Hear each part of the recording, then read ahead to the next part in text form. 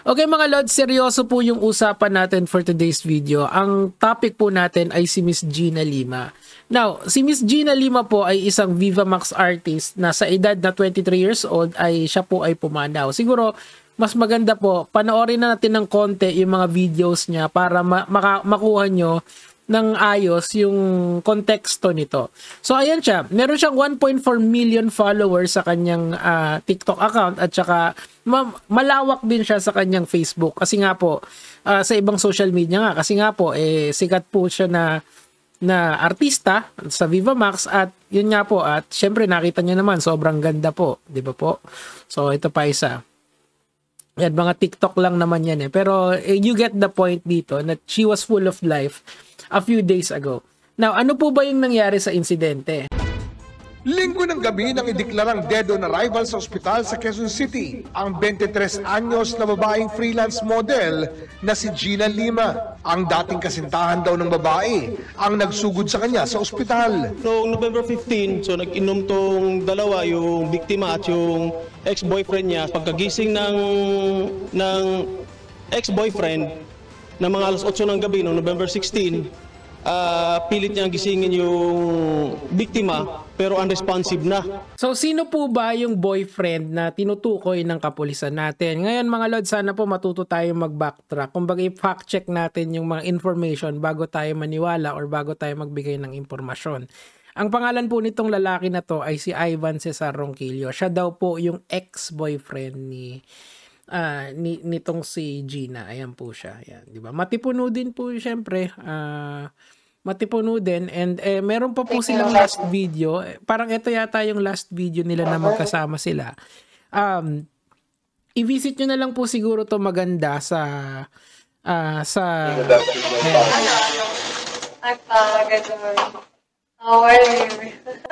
Ayan, so ito yung sinasabi ng kapulisan na nagkita sila at nagkainuman sila kasi nga mag-ex sila So pinanood ko tong 3-minute video na to, nagkasama lang sila, nagkasama lang sila.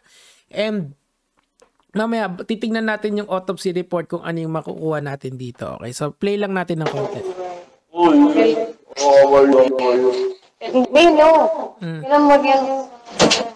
So pinost niya to kasi marami misinformation daw na lumalabas. Ito, tingnan natin to.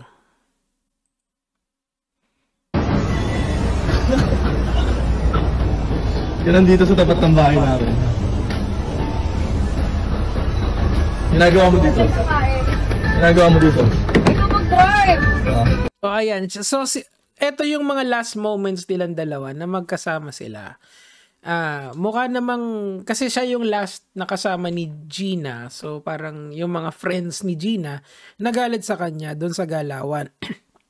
Now, again, I would encourage everyone to watch this kasi napanood ko na naman to, kayo na lang ang bahala dyan. So, merong isang video dito kung saan umiiyak yung lalaki. Makikita nyo dyan, umiiyak siya. Tapos, ito yata yung, if I would to connect the dots, mukhang ito yung point na hindi na gumigising si Gina. So parang kinabahan na yata si lalaki dyan, tapos sinugod niya sa ospital. Again, let's take note of that kasi siya yung nagsugod sa ospital.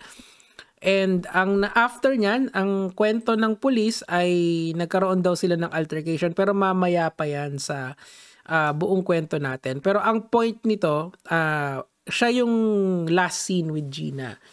So I would think talaga that the friends would think that he had something to do with the death of Gina.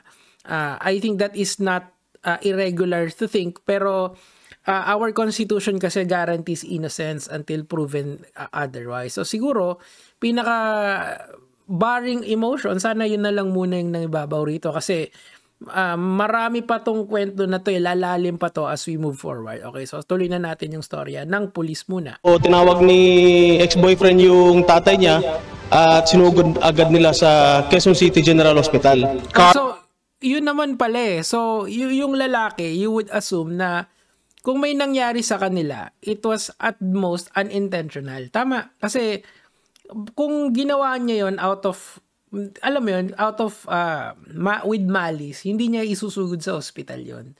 Sana yun muna yung tinignan ng mga tao. Kasi ito yung pinanonood ko kahapon So busy lang ako talaga sa ibang content ko noon. But yan yung unang initial parang initial sa utak ko na nga no, bakit naman niya dadalhin pa sa ospital if there was malice doon sa ginawa. Whatever happened, at the very least in my mind, accidental. Tuloy natin. Cardiorespiratory distress ang sinasabing sanhi ng pagkamatay. Cardiorespiratory distress ang sinasabing sanhi ng pagkamatay ng biktima batay sa inisyal na report. Sa ilang posts sana, sinend ko kasi itong video na to kay Doc Adam yung storya na to. Of course, I am not a lawyer. Kasi usually kasi sa mga napapanood ko, yung mga CIA Miami, CSI Miami, mga Dexter, ganyan. Usually kasi, di ba, kapag namatay sa gulpe, ang sinasabi, blunt force trauma, yung tawag sa kanila.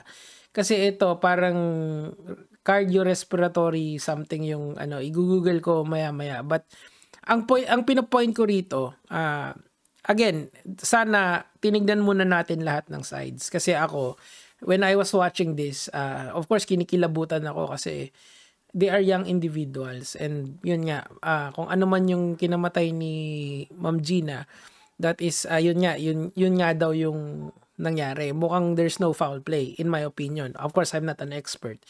But I can connect the dots. Siguro yung logic ko na lang yung magliligtas sa akin dito. Tuloy lang natin ng konti.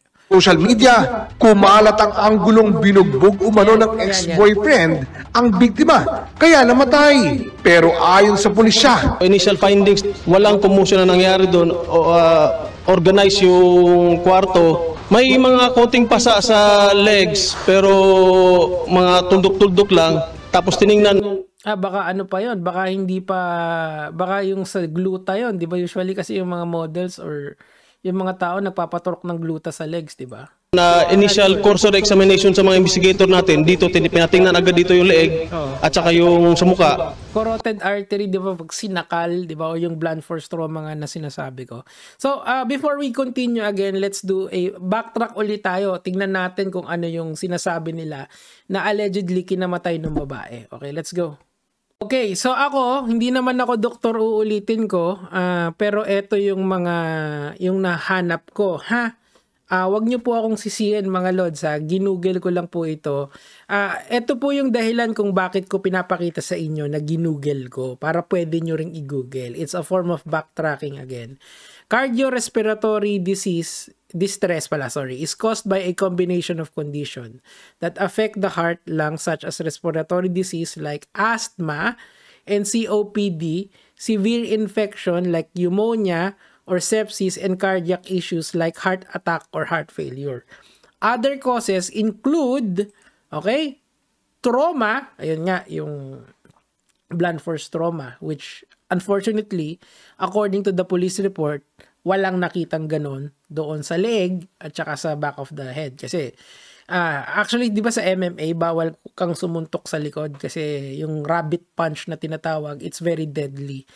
Drug overdose, poisoning, and severe allergic reaction, anaphylaxis, yung tawag doon. So siguro, ito yung mga causes nito. Again, I am not a doctor, but this is all the information that we can gather here. Pero most definitely, if we're going to include all of this and the fact na sinabi ng police, kasi it's already facts of the case, kasi nga, ito na yung police report. It seems to me, hindi naman siguro without reasonable doubt na sa tingin ko walang kinalaman talaga sa pagkamatay yung boyfriend, 'di ba? Again, sinugod niya kasi yun yung para sa akin sobrang laking factor that will make it seem na hindi siya involved dito. Whatever happened was purely accidental. So kayo na lang ang bahalang, siguro dyan sa comment section you can ponder what you think happened, pero I'm just saying this is what the facts are pointing to us. Your assumption is just as good as mine. Okay, let's continue with the story. Okay, so tuloy na natin to. May signs ng strangulation at saka yung pinigilan yung paghinga. So initially sir, wala naman nakitang ganung na pasa. Okay. may mga So, Remember, cardiorespiratory distress yung hinahanap dito. So, ang ginawa nila, chinek nila kung sinakal ba. Hindi naman daw. So, wala ngang pasa sa katawan eh. Hindi nga magulo yung kanilang kwarto na kinakaroroonan. Kaso, ito yung kicker dito eh. Siguro, we will leave the story here para naman, kasi yung mangyayari susunod nito, medyo hindi na maganda. Involved dito si Valentin Rosales na naman at ayokong ilagay yung pagmumukha niya dito sa storya na to out of respect kay Gina kasi kawawa naman talaga yung tao eh. And kay Ivan din, out of respect sa kanya, that his side was never heard. Yun yung magiging problema dito. I guess I would let the police explain. Ugat daw sa mukha ang ex-boyfriend dahil sinugod umano siya ng mga kaibigan ng biktima. Nung nalaman ng mga kaibigan ng biktima, sumugod agad sila sa ospital. So doon sila nagpang-abot ng ex-boyfriend.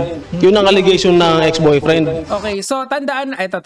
May hawak na raw na video ang mga pulis kaugnay sa nasabing komosyon. Pause lang natin dito Dinala kasi nga ni Ivan yung babae na hindi na nakahinga sa pulis. Kaso dead on arrival na daw pagdating sa ospital. So please watch the video of the news GMA yan. So you can get the facts of the case. Facts na yan, okay? Hindi na natin mababali yan. We cannot argue anymore kung ano yung nangyari. Ito yung sinabi ng police, ito yung finding ng SOCO and whatnot. So we're good, okay? Now, let's go back again dun sa ni Ivan, dun sa Facebook ni Ivan, okay?